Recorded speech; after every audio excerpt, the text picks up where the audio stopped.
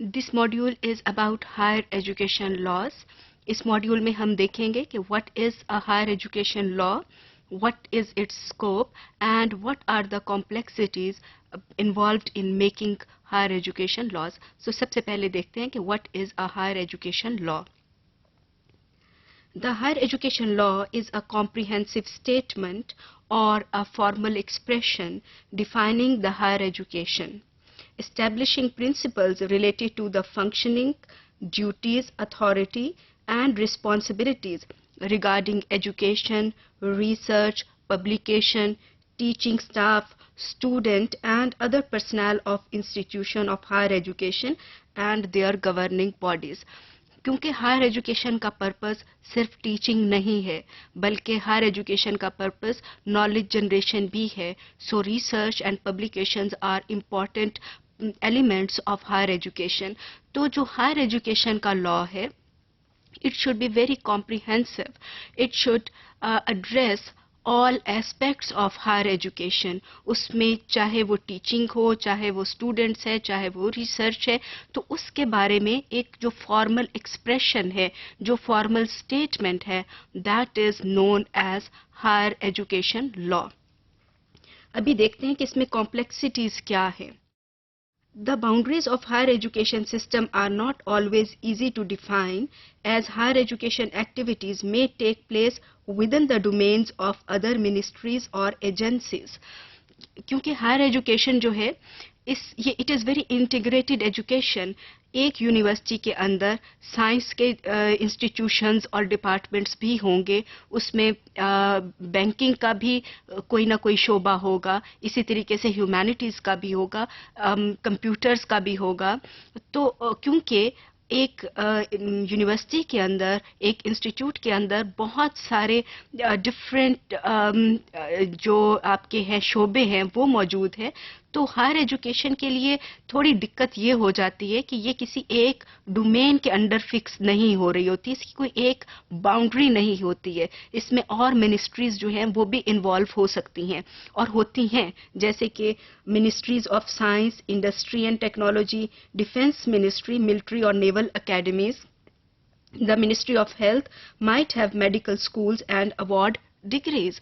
तो जो आपकी डिफेंस मिनिस्ट्री है वहाँ पर भी उनका भी एक एकेडमिक इंस्टीट्यूशन हो सकता है, वो भी डिग्रीज अवार्ड कर रहे होंगे. मिनिस्ट्री ऑफ हेल्थ जो है उसकी एक मेडिकल यूनिवर्सिटी हो सकती है. जिस तरह से एक जनरल यूनिवर्सिटी में बहुत से और शोबे हो सकते हैं, उसी तरीके से एक मिनिस्ट्री जो है वो अपने अंडर भी उसके अंडर भी एक यूनिवर्सिटी चल रही होती है. तो इसकी जो बाउंड्रीज हैं they are not very clear. So ये एक बहुत बड़ी complexity है that is seen in determining higher education laws कि कौन governing bodies होंगे. तो governing bodies का जो issue है वो सबसे पहले law के अंदर हमें नजर आता है. इसका अब scope देखते हैं कि laws का scope क्या है. The scope of higher education laws varies greatly according to the national context and policy priorities.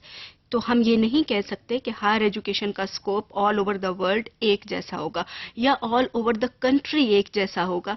हर जगह का एक कॉन्टेक्स्ट है और हायर एजुकेशन जो है वो एक स्पेसिफिक फील्ड में भी हो सकती है. कोई आपको नज़र आएगा हायर एजुकेशन में maybe there is an institution which is specialising in teacher education और वो सिर्फ और सिर्फ टीचर एजुकेशन की डिग्री ही अवार्ड कर रहा हो, जबकि एक जनरल यूनिवर्सिटी हो सकती है. कुछ ऐसी यूनिवर्सिटीज़ भी हो सकती हैं जो 3-4 डिसिप्लिन्स ऑफर कर रही हों.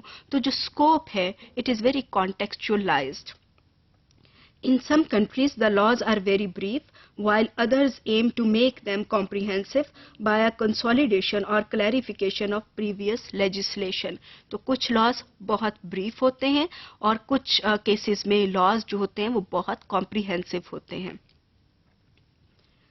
जो common elements हैं higher education laws में वो क्या हैं?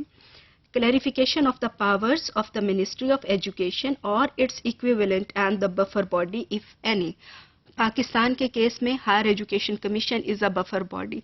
तो जो लॉ है यूनिवर्सिटी का हायर एजुकेशन लॉ जो है उसमें ये क्लैरिफिकेशन होगी कि हायर एजुकेशन को ओवरसी कौन कर रहा होगा. would there be only one ministry, or there would be a set of two or more than two ministries which is going to look after the matters of higher education and which is going to make higher education laws? और साथ ही साथ में buffer body अगर है तो उसका क्या role है? Statements on university autonomy and academic freedom के अगर आपके पास बफर बॉडी भी है और एक से ज़्यादा मिनिस्ट्रीज इन्वॉल्व हैं तो यूनिवर्सिटी को ऑटोनॉमी कितनी मिलेगी और उसमें एकेडमिक फ्रीडम कितनी होगी? Clarification of the powers and responsibilities of the governing bodies of autonomous institutions, and then statements on accountability. कि accountability higher education में कैसे की जाएगी? These things could be part of higher education laws, and they are usually considered common elements of higher education laws. Universities laws क्या हैं? Once universities are given autonomy, their governing bodies will be responsible for developing their statutes, which are permanent laws, or regulations, which are adjustable laws, to govern their affairs. कि एक दफ़ा जब higher education का law बन जाता है तो उसमें यूनिवर्सिटीज़ का स्टेटस क्लैरिफाई किया जाता है कि यूनिवर्सिटी को कितनी ऑटोनॉमी मिलेगी, और जब यूनिवर्सिटीज़ को जिस हद तक ऑटोनॉमी मिल जाती है, then universities make their own statutes as well as their adjustable laws which are regulations. So overall, we can say that higher education law is a formal expression for higher education of a country. The law is developed in the light of previous legislation of the country and the current context. कि पहले legislation क्या रही है और अब का context क्या है, अब की requirements क्या हैं. Once established, the universities develop their statutes and regulations.